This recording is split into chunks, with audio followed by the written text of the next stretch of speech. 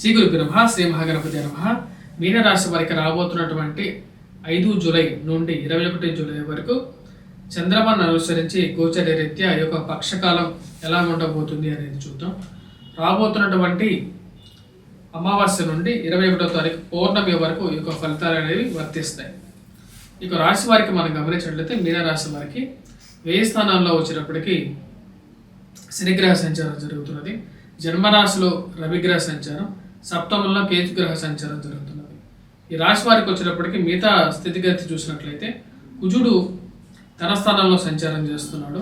రాబోతున్నటువంటి 12వ తారీఖున తన తృతీయంలోకి మారబోతున్నాడు, గురువుతో కలవబోతున్నాడు అనమాట. గురువులో కలిసినప్పుడు అది ఎటువంటి ఫలితం ఇస్తుంది అనేది నేను ఒక వీడియో చేయడం జరిగింది. గురువు కుజుడి యొక్క కలయిక అనేది ఎలా ఉండబోతుంది అనేది డీటెయిల్గా చెప్పడం జరిగింది, దాన్ని మీరు చూడవచ్చు. తర్వాత మనం గమనించినట్లయితే రవి చతుర్థంలో ఉన్నాడు అనమాట, అంటే అర్ధాష్టమంలో ఉన్నాడు. అక్కడ అర్ధాష్టమంలో ఉన్నప్పుడు తన యొక్క మార్పు 16వ తారీఖున పంచమంలోకి మారుతున్నాడు. శుక్రుడు బుధుడు ఇద్దరు పంచమంలో 6వ తారీఖున కలవటం అనేది జరిగింది. ఈ యొక్క గ్రహస్థితి ఎటువంటి ఫలితాన్ని ఇస్తుంది? సప్తమంలోకి వచ్చినప్పటికీ కేతువు ఉన్నాడు, అదేవిధంగా 1000 స్థానంలో వచ్చినప్పటికీ శని ఉంది. ఇటువంటి గ్రహస్థితి ఈ యొక్క మీనరాశి వారికి ఎటువంటి ఫలితాలు ఇస్తుంది అనేది కూడా మనం చూద్దాం. ముఖ్యంగా మనం గమనించినట్లయితే ఈ రాశి వారికి వచ్చినప్పటికీ 20వ తారీఖున ఈ యొక్క మార్పు అనేది బుధుడి యొక్క మార్పు అనేది జరుగుతున్నది. తన యొక్క మార్పు పంచమం నుంచి షష్టమంలోకి మారబోతున్నాడు. అదేవిధంగా 16వ తారీఖున వచ్చినప్పటికీ రవి యొక్క మార్పు అనేది ఉంది. ఇక రాశి వారికి వచ్చినప్పటికీ ఈ యొక్క పక్షకాలంలో 12వ తారీఖు నుంచి కొంచెం అనుకూలమైనటువంటి కాలంగా గోచరిస్తున్నది. ఇక రాశి వారికి జన్మరాశిలోకి రాహువు అంత అనుకూలమైనటువంటి ఫలితాన్ని ఇవ్వడు. సప్తమంలో ఉన్నటువంటి కేతువు వైవాహిక జీవితంలో చిన్న చిన్న మనస్పర్ధలు గురి చేసే విధంగా ఉంటాడు.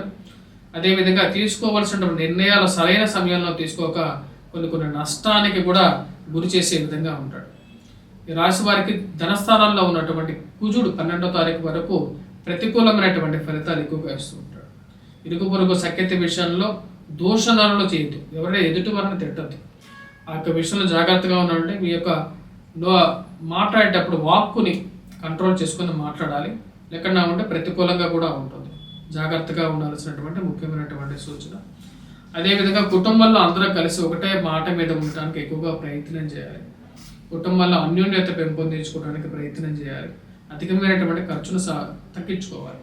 12వ తారీఖు తర్వాత ఈ రాశి వారికి వచ్చినప్పటికీ కుజుడు ఎప్పుడైతే తృతీయంలోకి మారుతాడో అప్పటి నుంచి వీరికి సానుకూలమైనటువంటి ఫలితాలు ఎక్కువగా పొందగలుగుతారు. అది వృత్తిపరంగా వ్యాపారపరంగా కూడా ఈ రాశి వారికి మంచి అనుకూలమైనటువంటి కాలంగానే చెప్పచ్చు. 12 నుంచి 45 రోజుల పాటు గురువు కుజుడు కలిసి తృతీయంలో ఉంటున్నారు. గురువు తృతీయంలో కూడా యోగకారకమైనటువంటి ఫలితాలు ఇవ్వడు, కానీ కుజుడు తృతీయంలో మంచి అనుకూలమైనటువంటి ఫలితం ఇస్తాడు అనమాట. అంటే వృషభంలో సంచారం చేసేటువంటి కుజుడు యోగకారకుడు అనమాట. ముఖ్యంగా ఎటువంటి ఫలితాలు ఇస్తాడంటే ధైర్యాన్ని పెంపొందిస్తాడు, మంచి కాంటాక్ట్స్ని ఇవ్వగలుగుతాడు అనమాట. అంటే ఉన్నతమైనటువంటి స్థానంలో ఉన్నటువంటి వారితో పరిచయాలు ఇవ్వగలుగుతాడు, పేరు ప్రఖ్యాతలు కూడా ఇవ్వగలుగుతాడు. ఉద్యోగంలో సానుకూలమైనటువంటి ఫలితాలు, ఒక మంచి ఆపర్చునిటీస్ అంటే అవకాశాన్ని ఇవ్వగలుగుతాడు అనమాట. ఇవన్నీ సానుకూలమైనటువంటి ఫలితాలుగానే చెప్పచ్చు రాశి వారికి. తద్వారా వచ్చినప్పటికీ ఉద్యోగ ప్రయత్న చేస్తున్నటువంటి వారికి ఒక సానుకూలమైనటువంటి ఫలితాలు ఇవ్వగలుగుతాడు. అదేవిధంగా ఈ రాశిలో ఉన్నటువంటి వారికి తృతీయంలో సంచారం చేస్తున్నటువంటి కుజుడు యోగ్యకారకమైనటువంటి ఫలితాలు, ఉద్యోగంలో ప్రమోషన్స్ ఇంక్రిమెంట్స్ విషయాల్లో కూడా సానుకూలమైనటువంటి ఫలితాలు ఇస్తాడు. ముఖ్యంగా కుజుడు కాంట్రాక్టర్ చేసేటువంటి వారికి సానుకూలమైనటువంటి ఫలితాలు ఎక్కువగా ఇస్తాడు అనమాట. కాంట్రాక్ట్స్ కానీ లేకుండా ఉంటే ఎవరైతే రియల్ ఎస్టేట్లో కన్స్ట్రక్షన్ ఫీల్డ్లో ఉన్నటువంటి వారికి సానుకూలమైనటువంటి ఫలితాలు ఇవ్వగలుగుతాడు.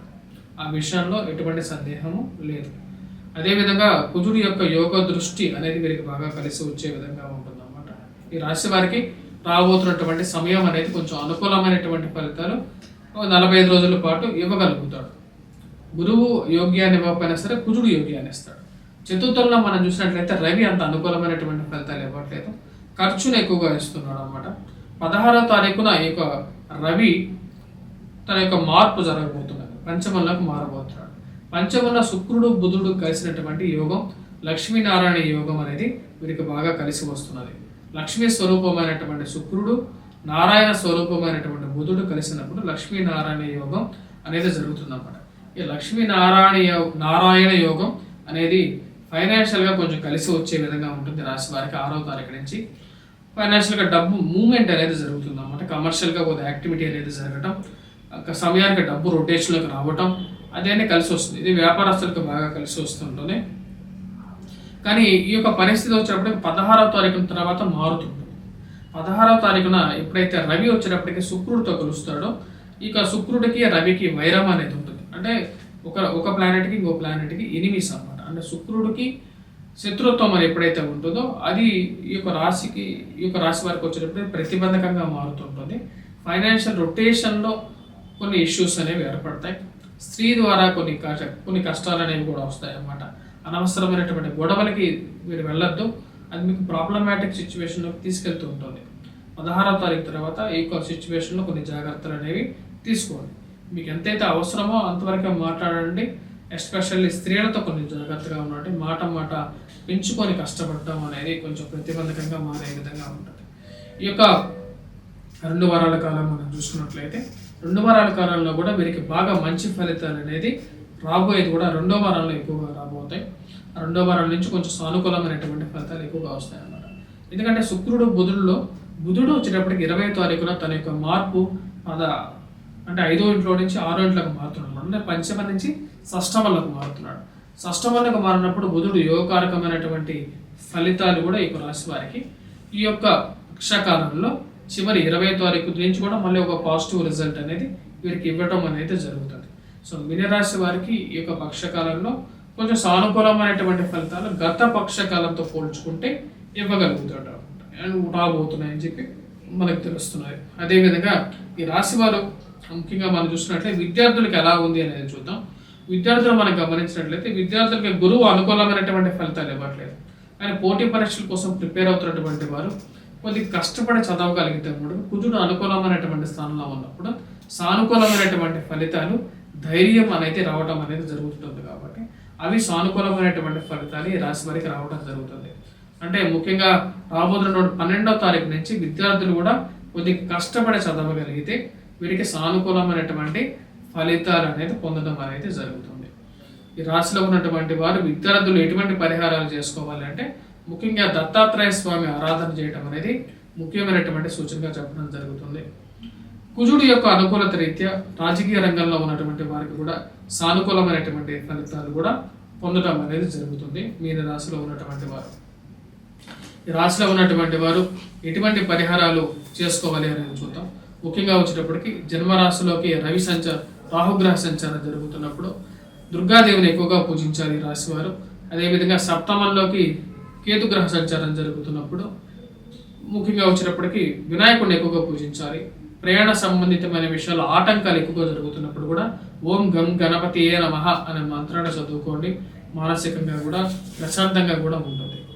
ఏలినాటి శని ప్రభావ రీత్యా అధికమైనటువంటి ఖర్చు కూడా వీరిని వెంటాడుతూ ఉంటుంది. కాబట్టి ఆ ఖర్చు నుంచి ఇచ్చినప్పుడు అప్పులు ఎవరికి ఇవ్వద్దు, ఎందుకంటే సమాజమే అలా ఉంది. కాబట్టి ఈ రాశిలో ఉన్నటువంటి వారు వెంకటేశ్వర స్వామిని పూజించడం అనేది కూడా ముఖ్యమైనటువంటి సూచన. అదేవిధంగా సూర్యారాధన, సూర్య నమస్కారాలు కూడా చేసినట్లయితే సానుకూలమైనటువంటి ఫలితాలు ఈ రాశిలో ఉన్నటువంటి వారు పొందడం అనేది జరుగుతుంది. స్వస్తి.